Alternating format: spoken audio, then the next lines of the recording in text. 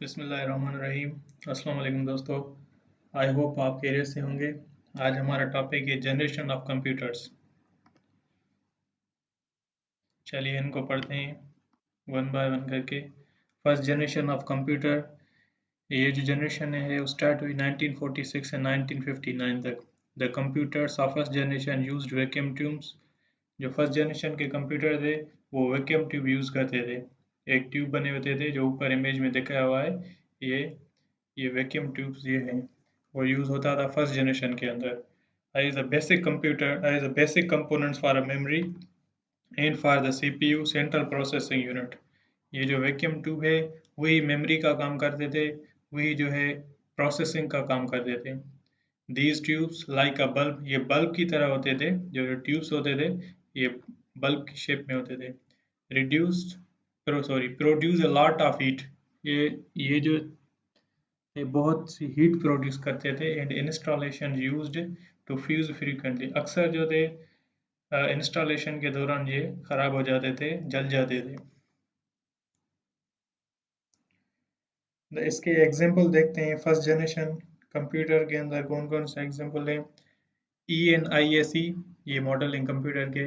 EDVAC, IBM 701, IBM 650, ये जो है इसके एग्जांपल है। these components these computers were large and very unreliable। ये जो फर्स्ट जनरेशन के कंप्यूटर थे वो बड़ी साइज में बहुत बड़े थे और अनरिलायबल थे। they would produced heat up and frequently shut down and could not be used for the very basic computations। ये बहुत हीट होते थे अक्सर करके। फर्स्ट जनरेशन के कंप्यूटर थे वो शट डाउन हो जाते थे, अक्सर हीट अप होते थे तो शट डाउन होता हो जाते थे।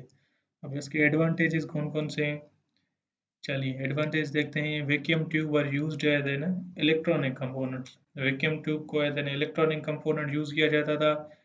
Electronic digital computers were developed. These computers were the fastest calculation device. Their generations computations were performed in seconds। और disadvantages में क्या थे, too large in size, unreliable, produce large amount of heat, बहुत heat produce करते थे। Air condition required इनके लिए, और constant maintenance required, उनको बहुत ये जल जाते थे फ्यूज। जो वैक्यूम ट्यूब है वो जल जाते थे, फ्यूज हो जाते थे, तो उनके लिए मेंटेनेंस कंस्टेंटली रिक्वायर होती थी। नो पोर्टेबल, बड़े होते थे पोर्टेबल नहीं होते थे। लिमिटेड कमर्शियल यूज, मतलब कमर्शियल यूज में नहीं आते थे इतना ये।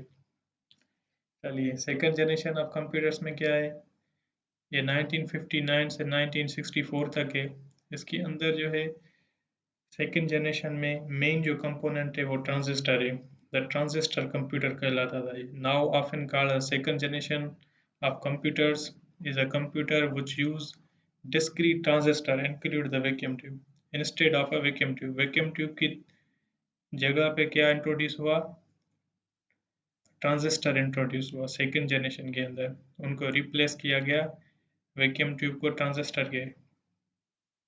ट्रांजिस्टर से। During this period the high level programming language such as Fortran and COBOL were used. Second generation के अंदर प्रोग्रामिंग लैंग्वेजेस इंट्रोड्यूस हुई थी, एक फोर्ट्रान थी, एक कोबोल थी। सेकंड जनरेशन के अंदर the problems of heat and maintenance were solved. Maintenance और हीट का प्रॉब्लम कुछ यहाँ पे रिजॉल्व हुआ। And size of computer reduce, और कंप्यूटर की साइज भी रिड्यूस हो गई क्योंकि यहाँ पे ट्रांजिस्टर्स यूज हो रहे हैं ना, इसलिए। While speed and reliability were increase, speed भी इसकी इंक्रीज हो गई। The most popular second generation computer वाला IBM 1401, ये फेमस हुआ था, बहुत फेमस हुआ था।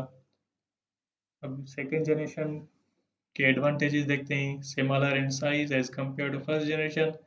फर्स्ट जनरेशन की कंपेयर में ये बहुत छोटे थे, स्मॉल थे। Much reliable, less heat generated. Vacuum tube जो रिड्यूस हुए तो हीट भी कम जनरेट हो रही थी, इसलिए less generated. heat less generated. Computation were performed in a microsecond. जल्दी काम परफॉर्म करा था. Better portability, commercially used. Disadvantage देखते हैं. Air condition required. इवन अभी भी सेकंड जनरेशन में एयर कंडीशन रिक्वायर थी. फ्रीक्वेंटली मेंटेनेंस की भी ज़रूरत होती थी. Commercial production was costly. Commercial जो काम होते थे वो थोड़े कॉस्टली होते थे. थर्ड जनरेशन के अंदर क्या है, आईसी इंट्रोड्यूस हुई थर्ड जनरेशन के अंदर, और इसका टाइम ड्यूरेशन क्या है 1965 से 1971. The computer of third generation use ICs, integrated circuit, in the place of transistor. Transistor की जगह पे अब IC यूज होने लगी इन थर्ड जनरेशन में.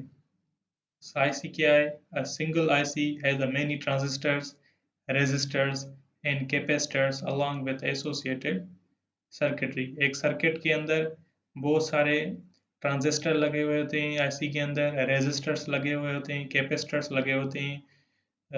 इनको मिला के एक आईसी बनती है.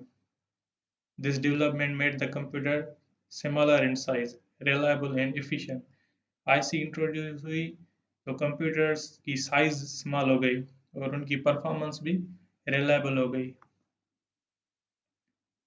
एडवांटेजेस, रिलायबिलिटी इंक्रीज हो गई. Heat generation was rare. Computations were performed in nanoseconds. Operation जो था वो जल्दी परफॉर्म होने लगा आईसी की वजह से. Hardware failure was very rare. Hardware failure बहुत कम हो रहा था इसके अंदर. लो मेंटेनेंस कॉस्ट, मेंटेनेंस इतनी नहीं हो रही थी तो लो कॉस्ट थी इसी वजह से. Less electricity consumption, vacuum tube थे वो ज़्यादा इलेक्ट्रिसिटी कंज्यूम कर रहे थे, ट्रांजिस्टर ज़्यादा कर रहे थे. उनके कंपेयर आईसी जो थी वो लेस कंजप्शन थी. अब इसके डिसएडवांटेज देखते हैं. Air condition required in many cases. इसके अंदर भी अभी भी मतलब एयर कंडीशन की ज़रूरत थी, कूलिंग की ज़रूरत थी.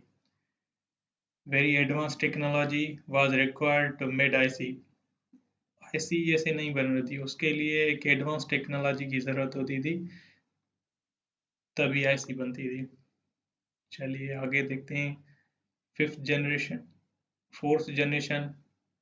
फोर्थ जनरेशन के अंदर हमारे पास माइक्रो प्रोसेसर इंट्रोड्यूस हुआ है और इसका टाइम ड्यूरेशन 1971 से 1980 तक था. The computer used VLSI technology. VLSI, very large scale integrated circuit technology. Therefore, they were also known as the microprocessors. ये VLSI क्या है, नीचे देखते हैं. एक प्रोसेस होता है of creating the ICs by combining the million of transistors in a silicon chip or single chip.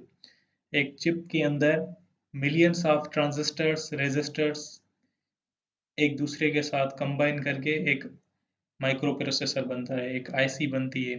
ये उस टेक्नोलॉजी को कहते हैं VLSI. In 1971, a powerful microprocessor chip 8008 was introduced. 1971 में 8008 माइक्रोप्रोसेसर इंट्रोड्यूस हुआ था. चलिए आगे चलते हैं.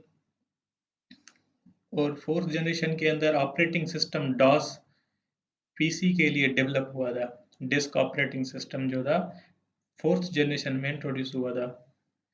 जो हमारे पीसी थे पहले डॉस पे चलते थे. Windows operating systems were also developed. Windows also जो है ना, विंडोज भी जनरेट हुए थे. विंडोज भी मतलब के डेवलप्ड हुए थे फोर्थ जनरेशन में. और जो है अपना Apple Mac developed by Apple company. Apple Mac भी डेवलप हुआ था. एप्पल का जो एप्पल का जो ऑपरेटिंग सिस्टम है वो भी फोर्थ जनरेशन में इंट्रोड्यूस हुआ था. एडवांटेजेस क्या हैं फोर्थ जनरेशन के? स्मॉलेस्ट इन साइज में स्मॉल हो गया. Very reliable. Heat generation was negligible. No air condition was required in many cases. Air condition की इतनी ज़रूरत नहीं होती थी इसमें. Much faster computation were be possible. minimum maintenance was required. Hardware failure was negligible. Hardware failure के बहुत कम chances होते थे इसके अंदर. इजीली पोर्टेबल होते थे. टोटली जनरल पर्पस, मतलब आम पर्पस के लिए हम यूज़ कर सकते थे इसको. वेरी एक्सपेंसिव, पर ये महंगा है, वेरी एक्सपेंसिव है. फोर्थ जनरेशन के डिसएडवांटेजेस कौन से थे? Much sophisticated technology was required to fabricate IC. IC को बनाने के लिए और टेक्नोलॉजी की ज़रूरत होती थी, वो बहुत जो है महंगी होती है। The very the very advantage technology very advance technology was required to fabricate IC. ठीक है, ये हमने ऊपर डिस्कस कर दिया। High quality and reliability system और technology can only make it the IC. ठीक है, कूलर इज रिक्वायर्ड, फैन इसके लिए रिक्वायर होता था, हीट होते थे प्रोसेसर, तो उसके लिए फैन रिक्वायर होता था। The latest technology required for the manufacturing of micro processor को बनाने के लिए लेटेस्ट टेक्नोलॉजी की ज़रूरत होती थी। चलिए finally fifth generation 1981 till date, अभी जो जनरेशन है वो फिफ्थ जनरेशन चल रही है। उसके अंदर क्या है? In fifth generation VLSI technology becomes ULSI। जो VLSI टेक्नोलॉजी है वो एडवांस हो गई, ultra large scale integration technology हो गई, मतलब मोर एडवांस टेक्नोलॉजी है। सेंसस का टाइम आ गया है, resulting in the production of microprocessor chips having 10 million electronic components।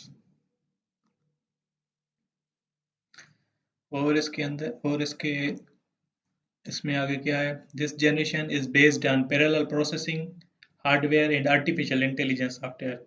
इसके अंदर क्या है? आर्टिफिशियल इंटेलिजेंस इंट्रोड्यूस हुआ है, आर्टिफिशियल इंटेलिजेंस सॉफ्टवेयर इंट्रोड्यूस हुए हैं फिफ्थ जनरेशन में। Artificial intelligence AI is an emerging branch of computer science. Artificial intelligence एक कंप्यूटर साइंस की ब्रांच है which is interpreted means and methods of making the computer think like a human। Artificial intelligence में क्या होता है कि जो machinery होती है वो ह्यूमन की तरह रिएक्ट करती है, ह्यूमन बीइंग की तरह सोचती है, ह्यूमन बीइंग की तरह वर्क परफॉर्म करती है। ठीक है, और हाई लेवल लैंग्वेजेस जो हैं वो भी फिफ्थ जनरेशन में इंट्रोड्यूस हुए हैं, जैसे सी हो गई, C++ हो गया, जावा हो गया, .NET हो गया। जो हाई लेवल प्रोग्रामिंग लैंग्वेज हैं वो भी फिफ्थ जनरेशन में इंट्रोड्यूस हुई थी। चलिए, आर्टिफिशियल इंटेलिजेंस के अंदर क्या आता है? आर्टिफिशियल इंटेलिजेंस के अंदर रोबोटिक्स आते हैं, न्यूरल नेटवर्क्स आता है, न्यूरॉन्स, गेम प्लेइंग जो भी है वो आर्टिफिशियल इंटेलिजेंस में आती है, जैसे पबजी हो गया, ब्लैक, जो भी गेम्स हैं, एडवांस गेम्स हैं, वो सारी आर्टिफिशियल इंटेलिजेंस पे काम कर रही हैं। Development of expert system to make the decision in a real life situation. Expert system है वो फिफ्थ जनरेशन में आ रहा है। Natural language understanding and generations. Thanks for watching friends. अगर मेरी वीडियो आपको पसंद आई है तो चैनल को सब्सक्राइब करें, लाइक करें, और लेटेस्ट अपडेट्स और वीडियोस के लिए बेल आइकन को प्रेस करें। Thanks for watching.